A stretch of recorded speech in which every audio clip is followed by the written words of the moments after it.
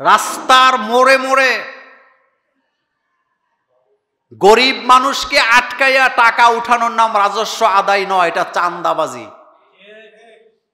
ওয়াজ মাহফিল শূন্য কান্দে, কিন্তু ভোট দিতে গেলে অমুক এমন একটা লোকের দেয় যে লোকটা ক্ষমতা যে টেন্ডারবাজি করে, বালি চুরি করে, রাস্তাঘাট খায়, দুর্নীতি করে, দেশের টাকা বিদেশে পাঠায়, এদেরকে ভোটটা দিয়ে দেয়, ভালো মানুষের বাক্সের মধ্যে ভোট দেয় না। কথা কি সত্য না মিথ্যা?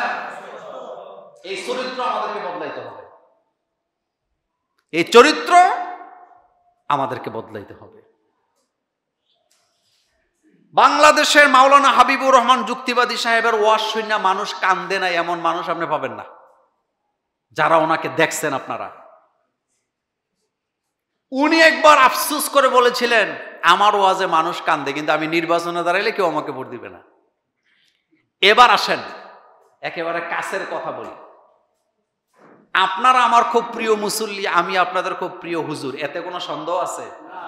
কিন্তু আমি যদি আপনাদের এলাকায় চেয়ার মেম্বারে নির্বাচনে দাঁড়াই, এই এলাকায়, আপনি কি বলেন তো আমি পাস না ফেল? কেন? হুজুর আপনার পিছে নামাজ পড়বো, আপনার ওয়াজ ভালো লাগে, দূর দূরান্ত থেকে আসি, কিন্তু হুজুর নির্বাচনে দাঁড়াইয়েন না। আচ্ছা বলেন তো, আমারটা বাদ দিলাম, একটা গ্রামে 10,000 মানুষ বাস করে, একটা মাত্র মসজিদ, মানুষ কয় হাজার? 10,000। মসজিদ কয়টা? একটা। তো সিদ্ধান্ত যদি হয় যে এই গ্রামের ভালো মানুষের লিস্ট করা হবে, মানে যে সবচেয়ে ভালো তার নাম 1 নম্বরে থাকবে, এরপরে একটু নিচে যে সে 2 নাম্বার, এরপরে 3 নাম্বার, 4 নাম্বার করে এরকম লেখা হবে। এই লিস্ট যদি আপনি করেন, তাহলে বলেন তো 1 নম্বরে এলাকার চেয়ারম্যানের নাম থাকবে না ইমাম সাহেবের নাম থাকবে? আপনারা বলবেন ইমাম সাহেব সবচেয়ে ভালো, কারণ তিনি ঘুষ খায় না, ঘুষ দেয় না, সুদের ব্যবসা করে না, মানুষের সাথে চাঁদাবাজি ধান্দাবাজি করে না, কারো জমি জমা দখল করে না, সুতরাং ইমাম সাহেবের নামটা 1 নম্বরে থাকবে। এটা কি কোনো সন্দেহ আছে? সন্দেহ নাই। কিন্তু এই ইমামকে যদি নির্বাচনে দাঁড়া করায় দেন, হুজুরে ভোট পাইব কয়টা?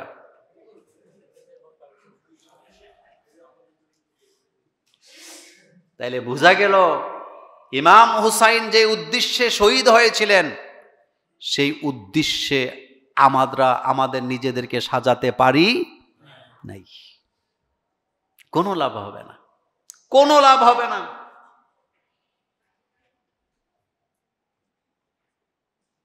এই চিন্তা চেতনাকে বদলাতে হবে। ভালো মানুষ চাই, বলেন কি চাই? ভালো মানুষ চাই। যতক্ষণ পর্যন্ত জায়গায় জায়গায় ভালো মানুষ বসাতে না পারবেন, ততক্ষণ পর্যন্ত শান্তি পাওয়ার কোনো সম্ভাবনা। চান্দা এখনো উড়ে নাকি উড়ে না? এত লেখালেখি, এত চিল্লাচিল্লি, কিন্তু চান্দা কি বন্ধ হয়েছে? হয় নাই। আর চান্দা কি বড় লোকেরা দেয় না গরিবেরা দেয়? রিক্সাওয়ালা, সিএনজিওয়ালা, অটো রিক্সাওয়ালা চান্দা দিতে দিতে তার কোমর শেষ।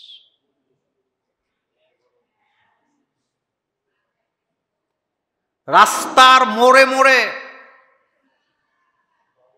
গরিব মানুষকে আটকাইয়া টাকা উঠানোর নাম রাজস্ব আদায় নয়, এটা চাঁদাবাজি।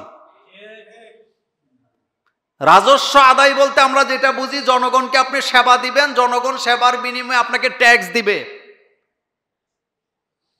কোটি কোটি টাকার মালিক পাজেরু গাড়ি চড়ে, মোটা চাক্কা চালায়া গাড়ি চালায়া যায় রাস্তা দিয়া, তাদের কাছ থেকে 10 টাকা চান্দা নেওয়া হয় না, অথচ এক একটা সিএনজিওয়ালার কাছ থেকে ডেইলি 100 টাকা 150 টাকা করে চান্দা নেওয়া হয়। এটা মানবতার জন্য এর চেয়ে লজ্জাজনক বিষয় আর কিচ্ছু হতে পারে না।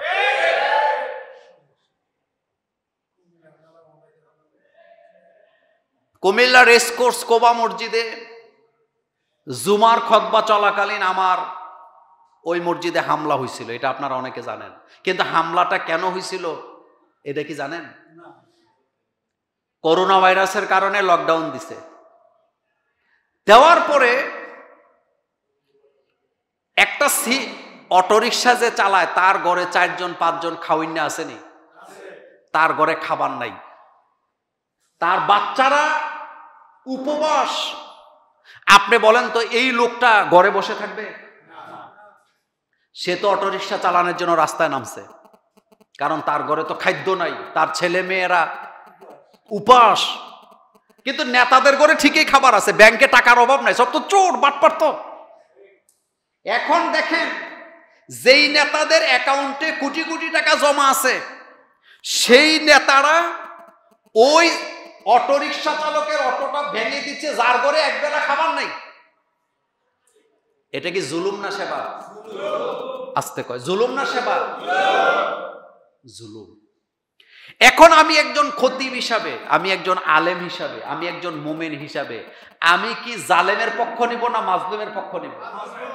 ঠিক আমি তখন বলেছিলাম, অটোরিকশা ভাঙা এটা জুলুম। বরং আপনি তাকে আগে তার ঘরে খাবার দিবেন, তার ঘরে আপনি 1 সপ্তাহ খাবার আগে পৌঁছাবেন, পৌঁছাইয়া বলবেন আজকের থেকে আগামী 1 সপ্তাহ তুমি অটো চালাতে পারবা না। তাইলে এটা হবে জনসেবা। কিন্তু আপনি তার ঘরে খাবার না দিয়ে সে অটো নিয়ে বাইরেছে, আর অটো তো তার না, সে তো এটা ভাড়া নিয়ে আসছে, তার অটোর গ্লাস ভেঙে দেওয়া, এর চাইতে কাপুরুষোচিত, এর চাইতে জালেম আল্লাহর জমিনে আর কিছু হয়? এ কথা বলার কারণে সাথে সাথে মসজিদে হামলা।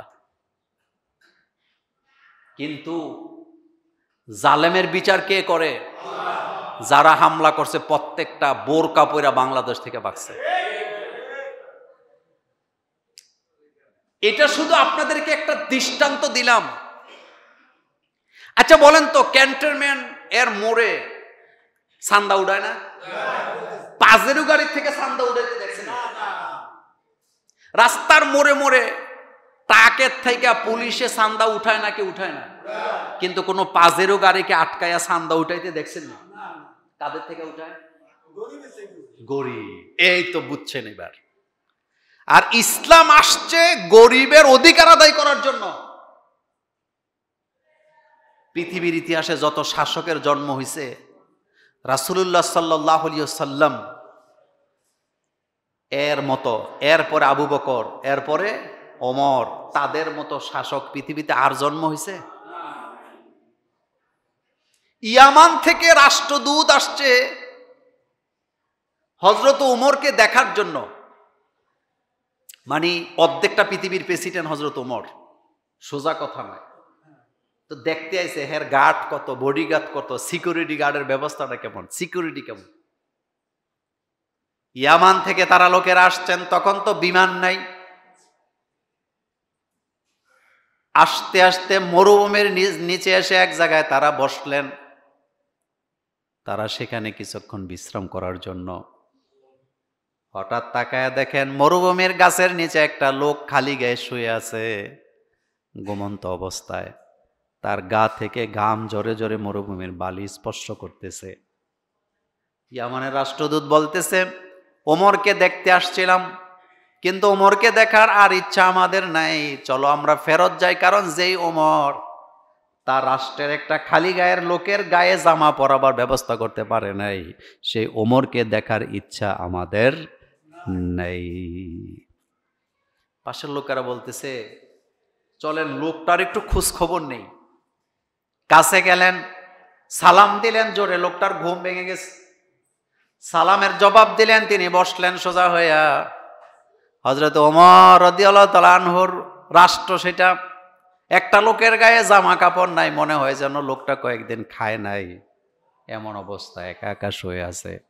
এবার ইয়ামানের রাষ্ট্রদূত বলতেছেন, তোমাদের দেশের শাসক রাষ্ট্রপ্রধান ওমরকে দেখতে আসছিলাম, মনে করছিলাম ওমর তোমাদের জন্য খাদ্য বস্ত্র বাসস্থানের ব্যবস্থা করেছে, কিন্তু তোমার মতো পোশাকহীন বস্ত্রহীন মানুষ দেখার পরে ওমরকে দেখার আর ইচ্ছা আমাদের নেই।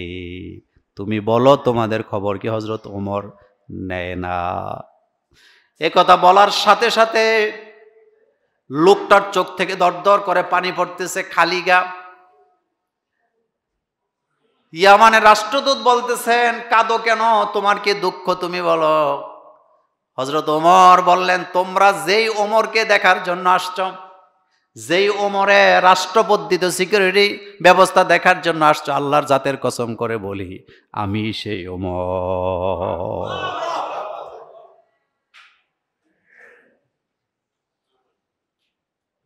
আমি তো ওমর।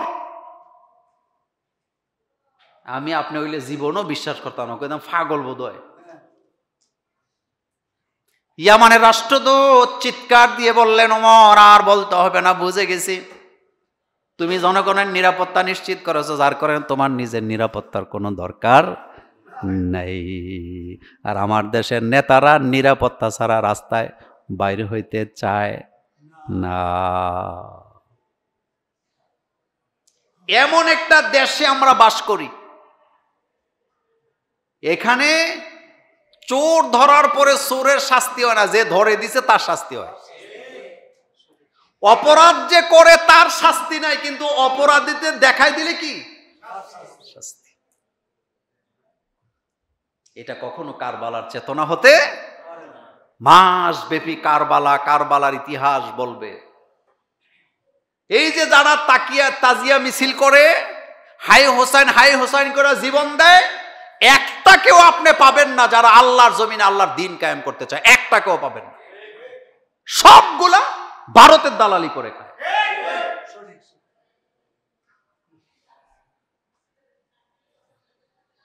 দালালে ভরে গেছে, জায়গায় জায়গায় দালাল। কথাটা শুনতে খারাপ দেখা যায়, পাড়ায় মহল্লায় দালাল, গ্রামে গঞ্জে দালাল, শহরে দালাল, পার্লামেন্টেও দালাল। আমি যদি এখানে বসে কোন নেতার দুর্নীতির বিরুদ্ধে কথা বলি, মনে মনে অনেকে কষ্ট পায় যে হুজুর এগুলা বলে কেন, তো বলবেটাকে আপনি বলবেন না, আমি বলবো না, অমুকে বলবে না, তো বলবোটাকে।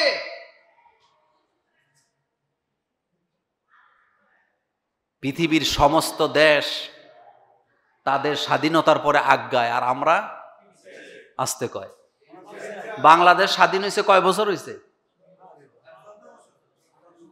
কোথায় আছি, আমাদের অবস্থান কি?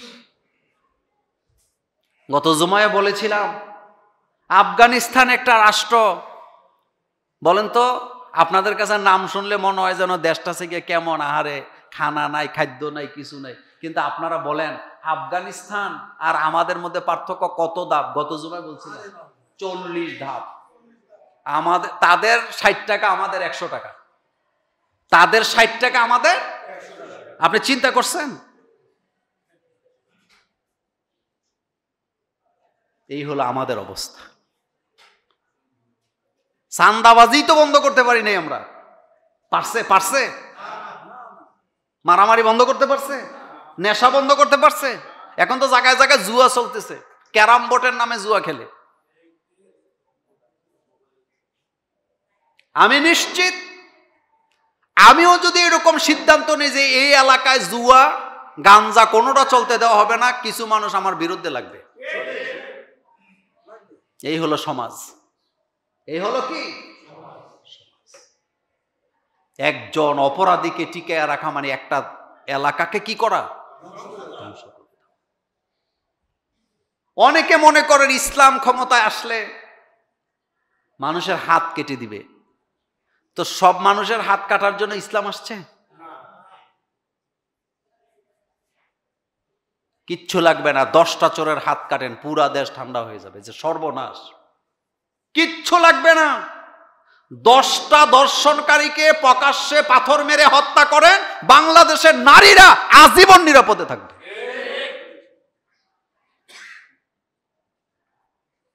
পৃথিবীতে অনেক দেশ আছে ইসলামী আইন দিয়ে চলে।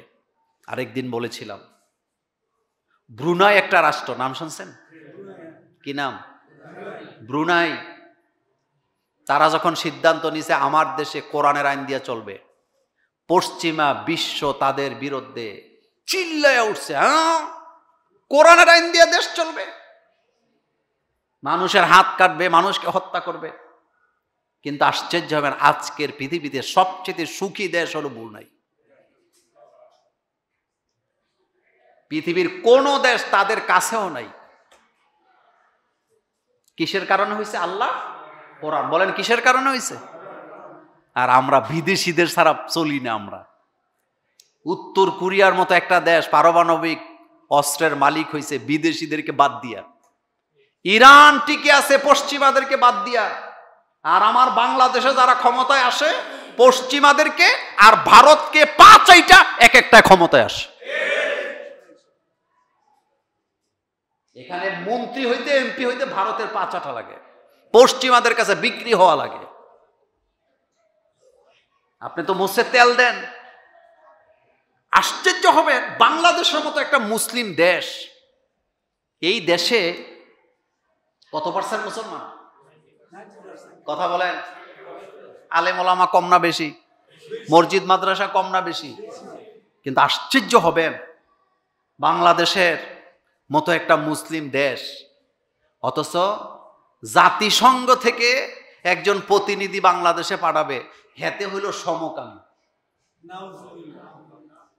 হেতে বাংলাদেশে জাতিসংঘের প্রতিনিধিত্ব করার জন্য আসবে, তাও সমকামী হিসাবে। হেতে আরেকটা এমন পুরুষকে নিয়ে আসবে যেটা পুরুষ হয়ে হেতে পুরুষের লোকে রাত কাটায়। বাংলাদেশের, আচ্ছা বলেন তো, কথা তো বলতে চাই না, জাতিসংঘ দিয়া পৃথিবীর কোন দেশ আজ পর্যন্ত উপকার হয়েছে না? পৃথিবীর একটা যুদ্ধ জাতিসংঘ বন্ধ করতে পারছে?